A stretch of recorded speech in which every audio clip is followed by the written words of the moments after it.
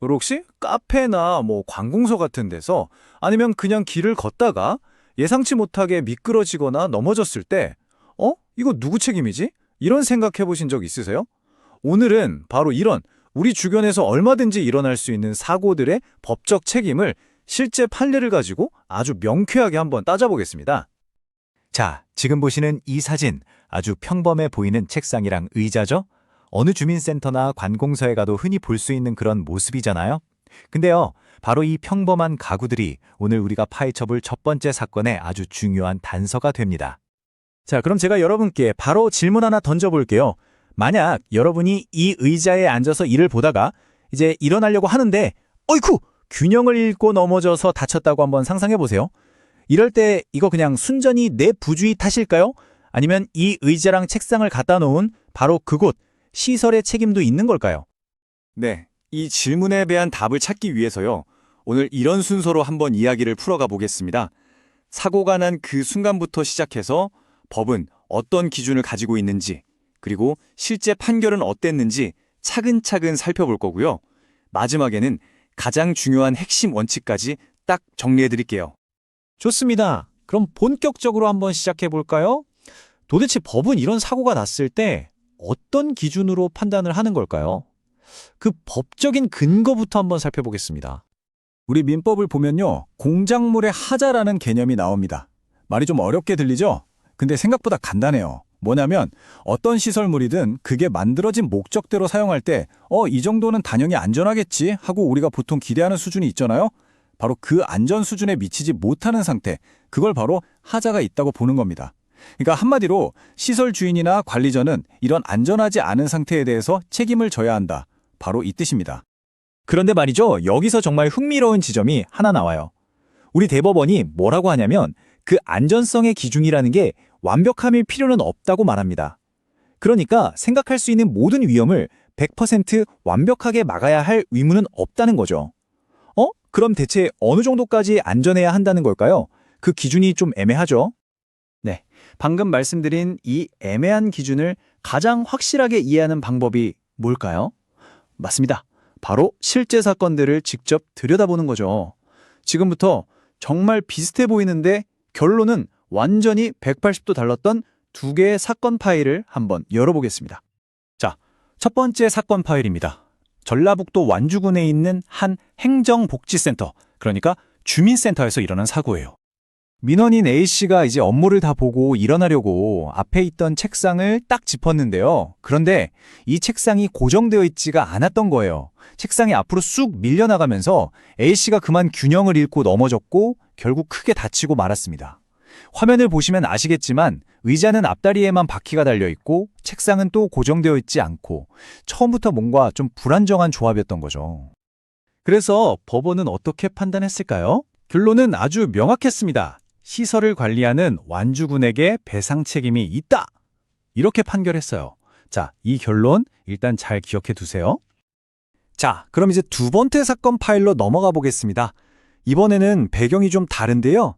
한 교회 로비에서 아주 비슷한 사고가 일어났습니다. 이 사건의 피해자도 똑같이 바퀴 달린 의자에 앉으려다가 넘어졌어요. 그런데 법원이 주목한 건 바로 CCTV에 고스란히 찍힌 피해자의 행동이었습니다. 이분이 의자를 두 번이나 이렇게 저렇게 옮기더니 뒤를 확인하지도 않고 그냥 털썩 앉으려다가 사고가 난 거예요.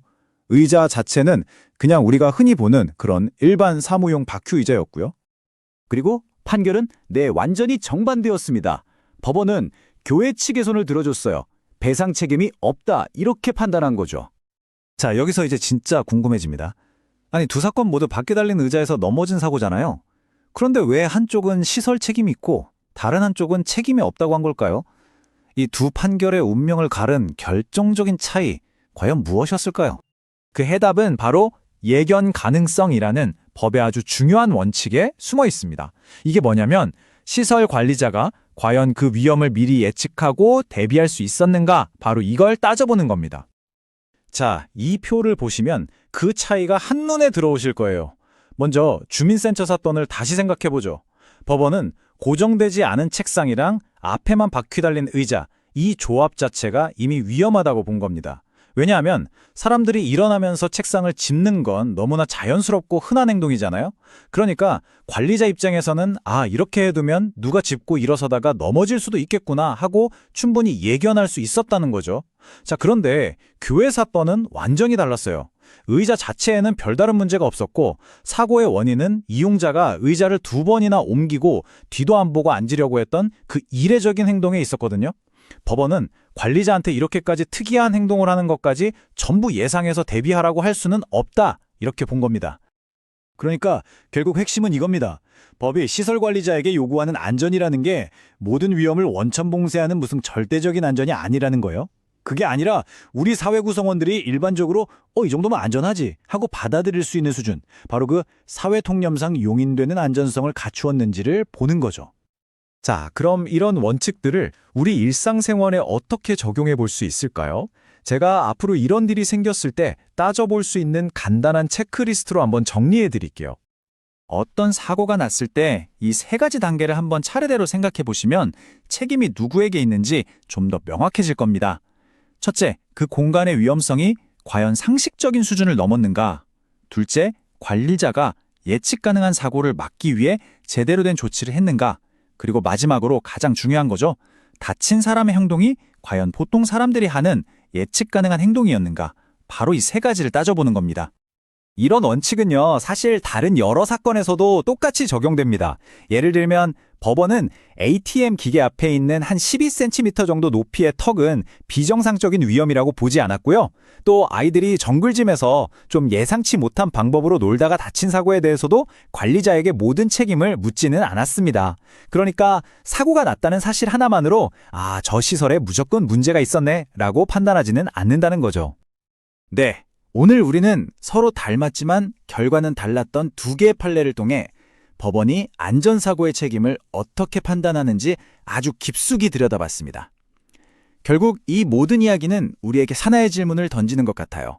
시설을 관리하는 사람의 보호 의무는 어디까지이고 우리 스스로 내 몸을 지켜야 할 책임은 또 어디서부터 시작되는 걸까요? 오늘부터 여러분이 매일 다니는 공간들을 한번 이런 새로운 시선으로 살펴보시는 건 어떨까 싶습니다.